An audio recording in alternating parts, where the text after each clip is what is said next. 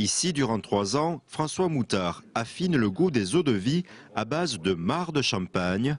En 1977, il a relancé cette tradition ancestrale parmi les viticulteurs. Au 18e, 19e, on a des écrits où les viticulteurs sortaient 10% de leurs revenus par la vente des alcools produits.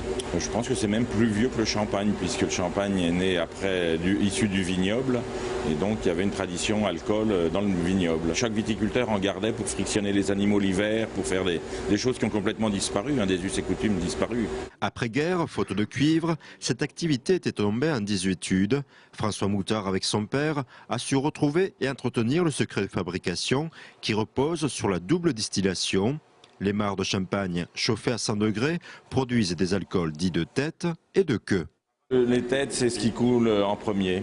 Les alcools de tête, c'est les alcools supérieurs qui coulent entre 86 et 87 degrés et qui sont assez fortes et brûlantes.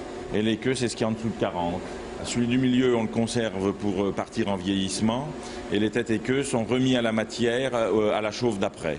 La demande d'appellation d'origine contrôlée est en cours d'instruction. Avec 300 000 € de chiffre d'affaires, cet alcool unique compte finalement assez peu par rapport aux 30 millions de chiffre d'affaires du champagne.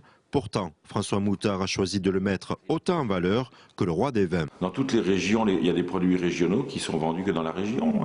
Et ce produit-là fait partie de ça. J'ai du mal à en vendre à l'exportation, j'ai du mal à en vendre dans d'autres régions. Mais dans la région Champagne, ça marche très bien. Andouillette, bouchon de champagne en chocolat, cette liqueur à la faveur d'autres producteurs du terroir. Plus abordable, 35 hectares de vignes de Champagne trouvent ainsi une autre clientèle, tout aussi attachée aux appellations de notre région.